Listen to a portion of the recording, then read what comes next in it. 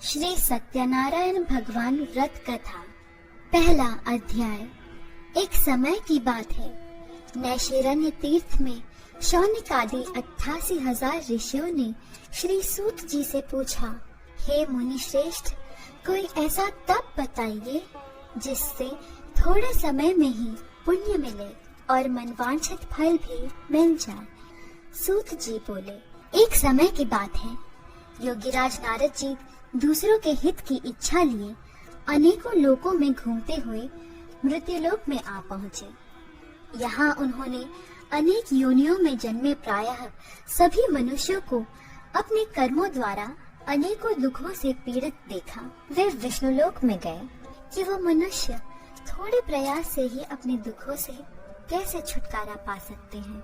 श्री हरि बोले, हे नारद, श्री सत्यनारायण भगवान का ये व्रत अच्छी तरह विधान पूर्वक करके मनुष्य तुरंत ही यहाँ सुख भोग कर मरने पर मोक्ष पाता है। इति श्री सत्यनारायण व्रत कथा का प्रथम अध्याय संपूर्ण। दूसरा अध्याय। सूत जी बोले, हे ऋषियों, जिसने पहले समय में इस व्रत को किया था उसका इतिहास कहता हूँ, ध्यान से सुनो। सुंदर काशीपुर नगरी में एक अत्यंत निर्धन ब्राह्मण रहता था। ब्राह्मणों से प्रेम करने वाले भगवान ने एक दिन ब्राह्मण का वेश धारण कर उसके पास जाकर कहता है कि सत्यनारायण भगवान मनवांछित फल देने वाले हैं, इसीलिए तुम उनका पूजन करो।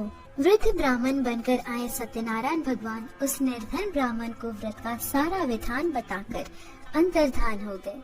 वह सवेरे उठकर सत्यनारायण भगवान के व्रत करने का निश्चय कर भिक्षा के लिए चला गया। उस दिन निर्धन ब्राह्मण को भिक्षा में बहुत धन मिला, जिससे उसने बंधु बांधवों के साथ मिलकर श्री सत्यनारायण भगवान का व्रत संपन्न किया।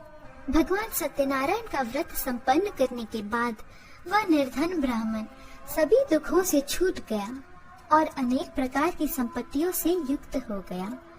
उसी समय से यह ब्राह्मण हर माह इस व्रत को करने लगा।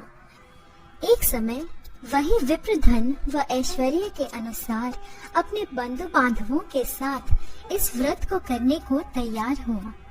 उसी समय एक लकड़ी बेचने वाला बूढ़ा आदमी आया और लकड़ियां बाहर रखकर अंदर ब्राह्मण के घर में गया। प्यास से दुखी वह लकड़हारा उनको व्रत करते देख विप्र को नमस्कार कर पूछने लगा कि आप यह क्या कर रहे हैं तथा इसे करने से क्या फल मिलेगा, कृपया मुझे भी बताएं।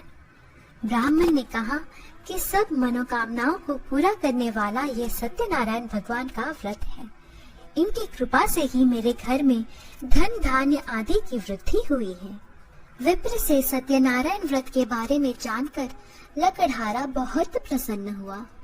चरणामृत लेकर वह प्रसाद खाने के बाद वह अपने घर गया।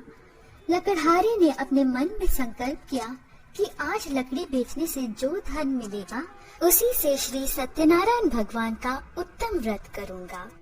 मन में इस विचार को ले बूढ़ा आदमी सिर पर लकड़ियां रख उस नगर में बेचने गया जहां धनी लोग ज्यादा रहते थे। उस नगर में उसे अपनी लकड़ियों का दाम पहले से 4 गुना अधिक मिलता है। बूढ़ा प्रसन्नता के साथ दाम लेकर केले, शक्कर, घी, दूध, दही और गेहूं का आटा ले और सत्यनारायण भगवान के व्रत की अन्य सामग्री लेकर अपने घर गया।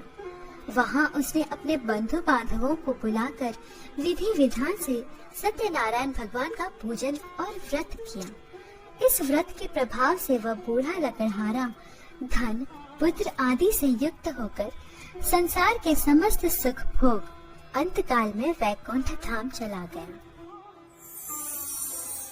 इति श्री सत्यनारायण व्रत कथा का द्वितीय अध्याय संपूर्ण। तीसरा अध्याय।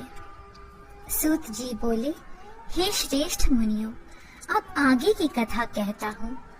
पहले समय में उल्कामुख नाम का एक बुद्धिमान राजा था। उसकी पत्नी कमल के समान मुख वाली तथा सती साध्वी थी। भद्रशिला नदी के तट पर उन दोनों ने श्री सत्यनारायण भगवान का व्रत किया। उसी समय साधु नाम का एक वैश्य आया। राजा को व्रत करती देखकर वह विनय के साथ पूछने लगा, हे राजन, भक्तिभाव से पूर्ण होकर आप ये क्या कर रहे हैं? राजा बोला, हे साधु, पुत्र आदि की प्राप्ति के लिए एक महाशक्तिमान श्री सत्यनारायण भगवान का व्रत व पूजन कर रहा हूँ। राजा के वचन सुन साधु आदर से बोला, हे राजन, मुझे इस व्रत का सारा विधान कहिए। आपके कथानुसार मैं भी इस व्रत को करूँगा। मेरी भी संतान नहीं है। राजा से व्रत का सारा विधान सुन व्यापार से निवृत्त हो वो अपने घर गया। साधु वैश्य ने अपनी पत्नी को संतान देने वाले इस व्रत का वर्णन कह सुनाया और कहा कि जब मेरी संतान होगी तब मैं इस व्रत को करूँगा। एक दिन लीलावती पति के साथ आनंदित हो सांसारिक धर्म में प्रवृत्त होकर सत्यनारायण भगवान की कृपा से गर्भवती हो गई। 10वें महीने में उसके गर्भ से एक सुंदर कन्या ने जन्म लिया। माता पिता ने अपनी कन्या का नाम कलावती रखा। एक दिन लीलावती ने मीठे शब्दों में अपने पति को याद दिलाया कि आपने सत्यनारायण भगवान के जिस व्रत को करने का संकल्प किया था उसे करने का समय आ गया है। साधु बोला कि हे प्रिय, इस व्रत को मैं उसके विवाह पर करूँगा। कलावती पिता के घर में रह वृद्धि को प्राप्त हो गई। साधु ने एक बार नगर में अपनी कन्या को सखियों के साथ देखा तो तुरंत ही दूत को बुलाया और कहा कि मेरी कन्या के योग्य वर देखकर आओ। साधु की बात सुनकर दूत कंचन नगर में पहुंचा और वहां देखभाल कर लड़की के सुयोगवान पुत्र को ले आया। सुयोग्य लड़के को देख साधु ने बंधु बांधवों को बुलाकर अपनी पुत्री का विवाह कर दिया। लेकिन दुर्भाग्य की बात ये कि साधु ने अभी भी श्री सत्यनारायण भगवान का व्रत नहीं किया। इस पर श्री भगवान क्रोधित हो गए और श्राप दिया कि साधु को अत्यधिक दुख मिले। अपने कार्य में कुशल साधु बनिया जमाई को लेकर समुद्र के पास स्थित होकर रत्नासारपुर नगर में गया। वहां जाकर दामाद ससुर दोनों मिलकर चंद्रकेतु राजा के नगर में व्यापार करने लगे। एक दिन भगवान सत्यनारायण की माया से एक चोर राजा का धन चुराकर भाग रहा था। उसने राजा के सिपाहियों को अपना पीछा करते देख चुराया हुआ धन वहां रख दिया जहां साधु अपने जमाई के साथ ठहरा हुआ था। राजा के सिपाहियों ने साधु वैश्य के पास राजा का धन पड़ा देखा तो वह ससुर जमाई दोनों को बांधकर राजा की आज्ञा से उन दोनों को कठिन कारावास में डाल दिया गया और उनका सारा धन भी उनसे छीन लिया गया। श्री सत्यनारायण भगवान से श्राप से साधु की पत्नी भी बहुत दुखी हुई। घर में जो धन रखा था उसे चोर चुरा ले गए। शारीरिक तथा मानसिक पीड़ा व भूख प्यास से अति दुखी हो अन्न की चिंता में कलावती के ब्राह्मण के घर गए। वहां उसने श्री सत्यनारायण भगवान का व्रत होते देखा। फिर कथा भी सुनी। वह प्रसाद ग्रहण कर वह रात को घर वापस आई। माता के कलावती से पूछा कि हे पुत्री, अब तक तुम कहाँ थी? तेरे मन में क्या है? कलावती ने अपनी माता से कहा, हे माता, मैंने एक ब्राह्मण के घर में श्री सत्यनारायण भगवान का व्रत देखा है। कन्या के वचन सुन लीलावती भगवान के पूजन की तैयारी करने लगी। लीलावती ने परिवार व बंधुओं सहित सत्यनारायण भगवान का पूजन किया। श्री सत्यनारायण भगवान इस व्रत से संतुष्ट हो गए और राजा चंद्रकेतु को सपने में दर्शन दे कहा कि हे राजन, तुम उन दोनों वैश्यों को छोड़ दो। प्रातःकाल सभा में राजा ने अपना सपना सुनाया। फिर बोले कि बने पुत्रों को कैद से मुक्त कर। दोनों वैश्य अपने घर को चल दिए। इति श्री सत्यनारायण भगवान व्रत कथा का 3य अध्याय संपूर्ण। 4th अध्याय। सूत जी बोले, वैश्य ने मंगलाचार कर अपनी यात्रा आरंभ की और अपने नगर की ओर चल दिए। उनके थोड़ी दूर जाने पर एक दंडी वेशधारी श्री सत्यनारायण ने उनसे पूछा, हे साधु, तेरी नाव में क्या है? अभिवानी वणिक हंसता हुआ बोला, हे दंडी, आप क्यों पूछते हो? क्या धन लेने की इच्छा है? मेरी नाव में तो बेल व पत्ते भरे हुए हैं। वैश्य के कठोर वचन सुन भगवान बोले, तुम्हारा वचन सत्य हो। दंडी के जाने के बाद नाव में बेल पत्ते आदि देख वह मूर्छित हो जमीन पर गिर पड़ा। मूर्छा खुलने पर वह अत्यंत शोक में डूब गया। तब उसका दामाद बोला कि आप शोक न मनाएं, यह दंडी का शाप है, इसीलिए हमें उनकी शरण में जाना चाहिए, तभी हमारी मनोकामना पूरी होगी। दामाद की बात सुनकर वह दंडी के पास पहुंचा और अत्यंत भक्तिभाव नमस्कार करके बोला, मैंने आपसे जो जो असत्य वचन कहे थे उनके लिए मुझे क्षमा दे। तब दंडी भगवान बोले, हे वणिक पुत्र, मेरी आज्ञा से बार बार तुम्हें दुख प्राप्त हुआ है, तो मेरी पूजा से विमुख हुआ। ससुर जमाई जब नाव पर आए तो नाव धन से भरी हुई थी।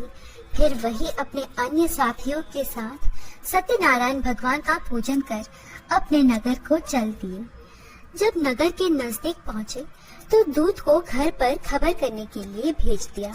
दूत की बात सुन साधु की पत्नी लीलावती ने बड़े हर्ष के साथ सत्यनारायण भगवान का पूजन कर अपनी पुत्री कलावती से कहा कि मैं अपने पति के दर्शन को जाती हूँ, तू कार्य पूर्ण कर शीघ्र आ जा।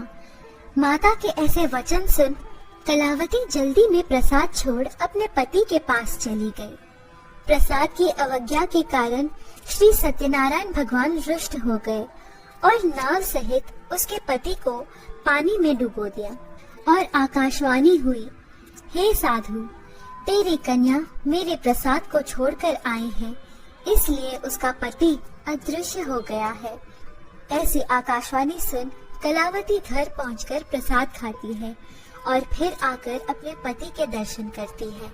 उसके बाद साधु अपने बंधु बांधवों सहित श्री सत्यनारायण भगवान का विधि विधान से पूजन करता है। इस लोक का सुख भोग वह अंत में स्वर्ग जाता है। इति श्री सत्यनारायण भगवान व्रत कथा का 4th अध्याय संपूर्ण। 5वां अध्याय। प्रजापालन में लीन तुंगध्वज नाम का एक राजा था। उसने भी भगवान का प्रसाद त्याग कर बहुत ही दुख सहन किया। एक बार वन में जाकर वन्य पशुओं को मारकर वह बड़ के पेड़ के नीचे आया। वहां उसने ग्वालों को भक्ति भाव से अपने बंधुओं सहित सत्यनारायण भगवान का पूजन करते देखा। अभिमानवश राजा ने उन्हें देखकर भी पूजा स्थान में नहीं गया और न ही उसने भगवान को नमस्कार किया। ग्वालों ने राजा को प्रसाद दिया, लेकिन उसने वह प्रसाद नहीं खाया और प्रसाद को वही छोड़ वह अपने नगर को चला गया। जब वह नगर में पहुंचा तो वहां सब कुछ तहस नहस हुआ पाया, तो वह शीघ्र ही समझ गया कि ये सब भगवान ने ही किया है। वह दोबारा ग्वालियों के पास पहुंचा और विधि पूर्वक पूजा करके प्रसाद खाया, तो श्रीमन नारायण भगवान की कृपा से सब कुछ पहले जैसा हो गया। इति श्री सत्यनारायण व्रत कथा का 5वां अध्याय संपूर्ण। श्रीमन नारायण नारायण नारायण, भज मन नारायण नारायण नारायण। श्री सत्यनारायण भगवान की जय।